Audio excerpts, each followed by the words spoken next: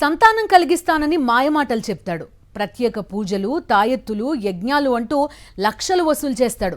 ప్రజల మూఢ విశ్వాసాన్ని ఆసరాగా చేసుకుని నిలువున దోచేస్తాడు. తనకు తాను భోళేనాథ్ కర్బాల బాబా సంతాన స్పెషలిస్ట్గా ప్రచారం చేసుకుంటూ సొంటి మోహన్ అనే వ్యక్తి చేసిన ఆగడాలు బాధితుల ఫిర్యాదుతో వెలుగులోకొచ్చాయి. సంతానం కలిగిస్తానంటూ లక్షలు వసూలు చేయడమే కాదు, మహిళలపై లైంగిక వేధింపులకు పాల్పడుతున్నాడనే ఆరోపణలు ఈ దొంగ బాబాపై వచ్చాయి. జగిత్యాల జిల్లా ఇబ్రహీంపట్నం మండలం భర్తీపూర్కు చెందిన సొంటి మోహన్ అనే వ్యక్తి భోళేనాథ్ కర్బాల బాబా సంతాన స్పెషలిస్టుగా ప్రచారం చేసుకుంటూ ప్రజలను మోసం చేస్తున్నాడని ఆరోపిస్తున్నారు బాధితులు. సంతానం లేని దంపతులు, కుటుంబ సమస్యలు, ఆర్థిక ఇబ్బందుల్లో ఉన్నవారిని లక్ష్యంగా చేసుకుని ప్రత్యేక పూజల పేరుతో డబ్బులు వసూలు చేస్తున్నాడని బాధితులు చెబుతున్నారు.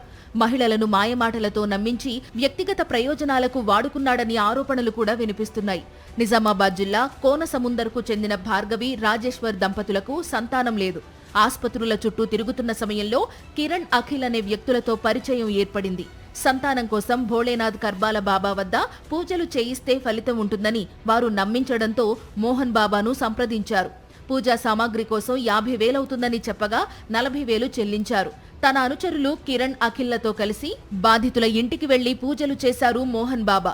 ప్రతి శుక్రవారం భర్తీపూర్లోని భోళేనాథ్ కర్బాల ఆలయానికి వచ్చి పూజలు కొనసాగిస్తే సంతానం కలుగుతుందని నమ్మించారు. అఖిల్ అనే వ్యక్తులు మాకు పరిచయం కావడంతో భర్తీపూర్లో ఒక బాబా మీకు న్యాయం జరిపిస్తాడు, సంతానం కలిగిన వాళ్ళకి ఎంతో మందికి సంతానం కలిగిందని నమ్మబలుకుతూ చేతబళ్ళు ఉన్నాయేమన్నా మంచిగా ఇట్లా చూస్తాడు, చేస్తాడని నమ్మబలికిండు.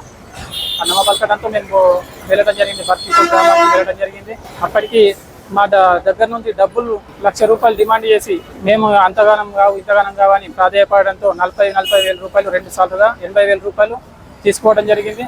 కొంతకాలం తర్వాత మరో ₹1,00,000 డిమాండ్ చేయగా తమ వద్ద అంత డబ్బు లేదని చెప్పడంతో అదనంగా 40,116 రూపాయల నగదును కిరణ్, అఖిల్లకు ఇచ్చినట్లు ఫిర్యాదులో పేర్కొంది భార్గవి.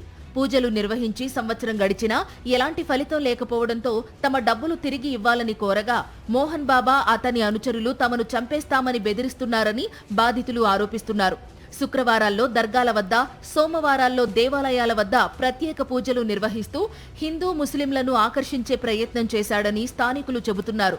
మొహర్రం, మహాశివరాత్రి వంటి కార్యక్రమాలను ఘనంగా నిర్వహిస్తూ భక్తుల్లో విశ్వాసం పెంచుకున్నాడని సమాచారం.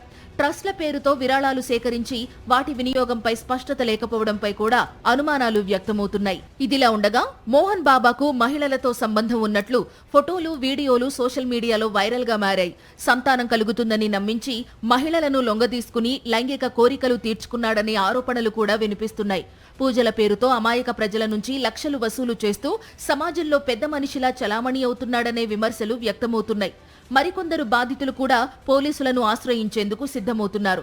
బాధిత మహిళ భార్గవి ఫిర్యాదు మేరకు ఇబ్రహీంపట్నం పోలీసులు మోహన్ బాబా, కిరణ్, అఖిల్లపై కేసు నమోదు చేసి దర్యాప్తు చేపట్టారు. ఈ ఆరోపణలపై మోహన్ అలియాస్ భోళేనాథ్ కర్బాల బాబా నుంచి ఎలాంటి అధికారిక స్పందన రాలేదు. బాధితుల ఆరోపణలు, వైరల్ అవుతున్న ఫోటోలు, వీడియోల నేపథ్యంలో అసలు నిజానిజాలు ఏమిటన్నది పోలీసుల దర్యాప్తులో తేలాల్సి ఉంది. మోహన్ అనే వ్యక్తి శివాలయం మరియు దర్గా దగ్గర పూజలు నిర్వహిస్తూ సంతానం లేకపోతే మా దగ్గర పూజలు చేయించుకుంటే సంతానం కలిగిపిస్తాం అని చెప్పి ఈ బాధితురాల దగ్గర 40,000 అమౌంట్ తీసుకున్నాడు. బట్ మాకు ఎలాంటి పిల్లలు జరగలేదు కాబట్టి పూజల పేరుతోటి మమ్మల్ని నమ్మించి మోసం చేసి మా దగ్గర ఒక 40,000 తీసుకున్నాడు అని చెప్పేసి కంప్లైంట్ ఇవ్వడం జరిగింది. దాని మీద కేసు నమోదు చేసి దాని ఫర్దర్ ఇన్వెస్టిగేషన్ చేస్తున్నాను. మూఢనమ్మకాలతో దొంగ బాబాలను ఆశ్రయించే వరకు మోసగాళ్ల ఆగడాలు కొనసాగుతూనే ఉంటాయి. మంత్రాలకు చింతకాయలు రాలవనే నిజం ఎప్పుడు తెలుసుకుంటారో ప్రజలు. మరిన్ని అప్డేట్స్ కోసం ఛానల్ను సబ్స్క్రైబ్ చేయండి. నోటిఫికేషన్స్ కోసం బెల్ ఐకాన్ పై క్లిక్ చేయండి.